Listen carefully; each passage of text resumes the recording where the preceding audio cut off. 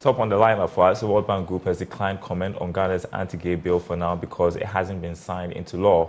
This was contained in an email response to Joy Business. Here's more. The World Bank stance is coming after a similar one by the IMF on impact on Ghana if it goes ahead to sign the anti-gay bill. The World Bank Group, in an email to Joy Business from Washington, D.C., USA, argued that they generally do not comment on bills that are yet to be signed into law. But it was, however, quick to add that the group has a long-standing and productive relations with Ghana. Unlike the IMF, the World Bank had in the past raised issues in a statement about the possible implications for Ghana if it goes ahead with any law that discriminates on a person's sexuality. It is one of those institutions that has indeed gone ahead to withhold funding to countries that have passed anti-gay laws. The Ministry of Finance had warned in a circular to the President of Ghana that Ghana risks losing more than $3 billion in funding from the World Bank if it goes ahead to sign the bill into law. But following this assurance from the World Bank Group in an email to Joy Business that it has a long-standing relations with Ghana, could it mean that no action will be taken to destroy this relationship? Well, time will tell. Well, elsewhere, the Executive Board of the International Monetary Fund concluded the fifth review of Uganda's extended credit facility. This completion will enable the immediate disbursement of about $120 million. Now, here's the catch. Though Uganda is among countries that have draconian laws against LGBTQ activities, they've got smooth IMF programs running. So why the worry here in Ghana about the impact of the anti-gay bill on donor funding? Joining me, still with me, senior data analyst with Joy News, Isaac Ofioje. He'll be here every Thursday in the lead up to the 2024 elections to discuss issues related to politics and business and what may influence voter decision on election day. And is remarkable that you're here on the day that the NDC is deciding on who will be the flag bearer, the running mate for the flag bearer. But let's talk about the anti-gay bill. Let's talk about Uganda and the fact that they have been able to get the IMF to give them $120 million US, although they have very harsh anti-gay laws. So no matter how you look at this, the law against or the bill against LGBTQ activities will be a key determinant come December 7th, and how you play this game will determine the magnitude of political capital that you'll be able to gain from it. And so I'm sure that both parties, both the main the current government and the main opposition party, are all playing the game so well that they can get the political capital from it. But beyond that is the exposure that you may have in terms of the challenges that your economy may face if you decide to go ahead on this trajectory. And so there are several templates across Africa for us to follow. So if you look at a country like Zambia, let's start with Zambia before even Uganda. Okay. So Zambia, I call them our IMF mates because, the two of us, we had to do debt restructuring before getting our programs, approved. And Zambia equally has draconian laws against the practice of LGBTQ, and they are still enjoying smooth, a program, IMF program, and even receiving some funding from the World Bank. On the other hand, if you look at a country like Uganda, so they revised their law in 2023, bringing in harsher punishment, even capital punishment, even in place. Now, what happened is that there were two key reactions. The first reaction was from the World Bank, August 2023, exactly 3 months after the bill was, the stricter bill was passed into law. Right. What happened was that IMF, the World Bank actually halted new loans to Uganda 3 months after that strict law was passed. Then you had the US in November 2023 also following through with the withdrawal of Uganda's preferential trade access.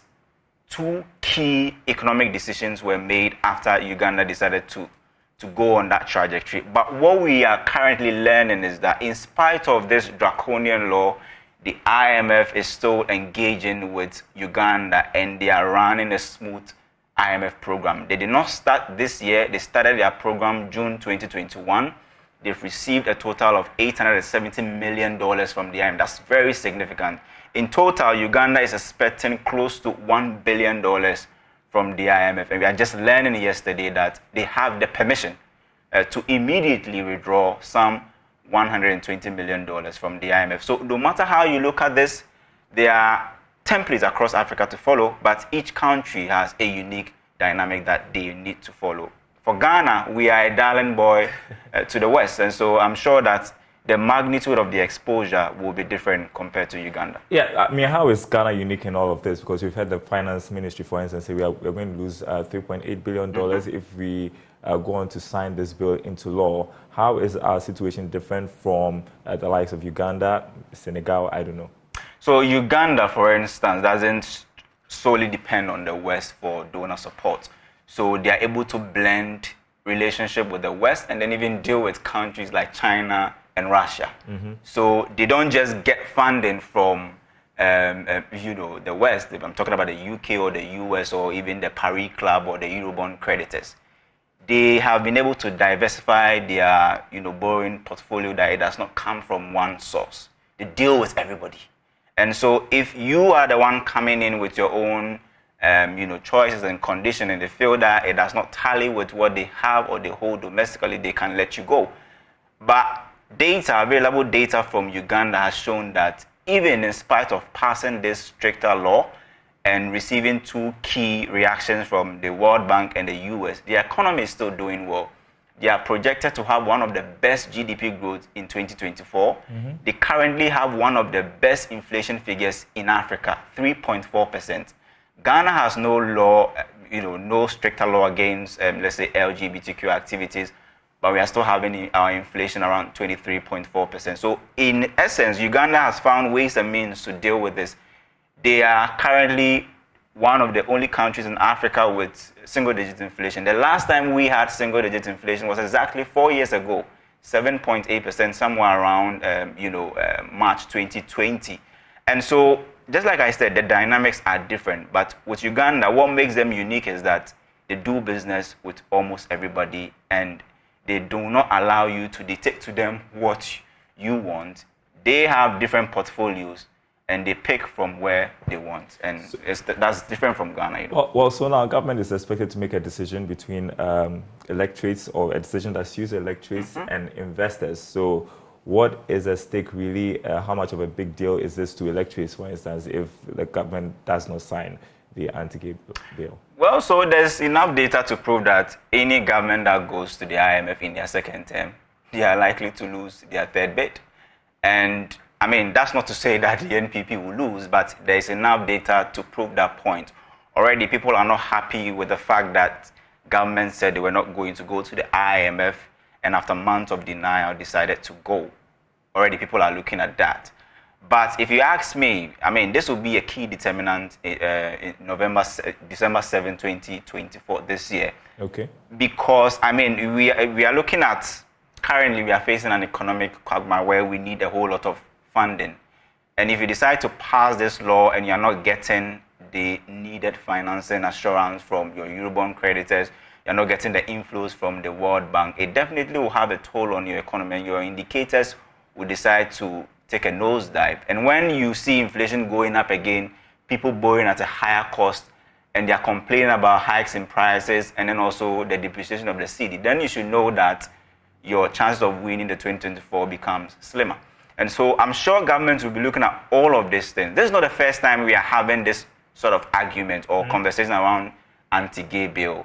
I mean, it happened 2015, and you saw the stance of the NDC then. They did not want to go near it and pass any law because they knew that if they start anything like that, you have two roads to either go, whether you follow the electorate or decide to do the bidding of your creditors.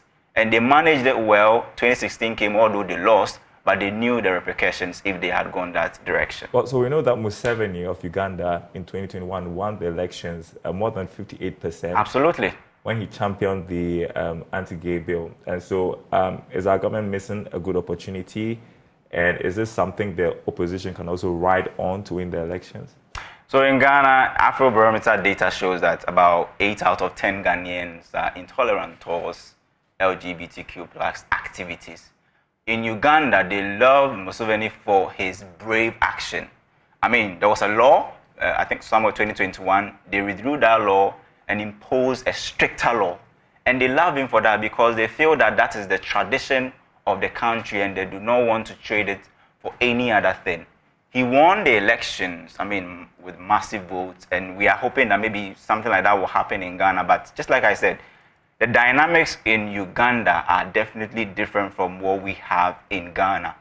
But the template is that, I mean, you definitely will have to choose between what the electorate want versus what your creditors are also demanding. So at this moment, I think that the fact that we are currently under an IMF program actually has a lot of weight on our decision, whether we will decide to pass the bill into law, or we will decide to just listen to our creditors and then the places that we get our funding from. All right, great to have you, Isaac Kofi, senior data journalist with my Multimedia Group Limited. On this day that we launched this segment on the marketplace, be on the lookout for it. Every Thursday, we'll mix a bit of politics and business ahead of the 2024 elections. And of course, we are continuing to follow the NDC and their choice of a running mate for John Dramani Mahama.